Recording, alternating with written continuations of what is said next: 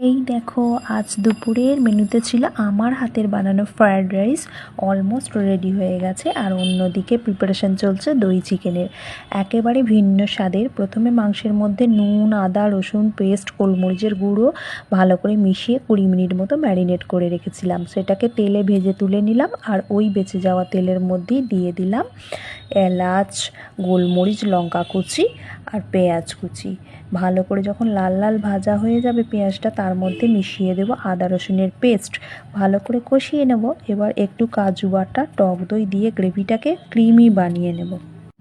যখন তেল কেটে আসবে, এর মধ্যে মিশিয়ে দেব আগে থেকে ভেজে রাখা মাংসগুলো।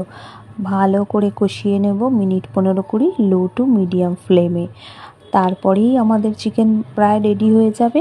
এবং উপর থেকে ছড়িয়ে দেবো একটু কসৌরি মেথি আর জিরে গুঁড়ো। তোমরা এইভাবে বাড়িতে ট্রাই করে দেখতে পারো।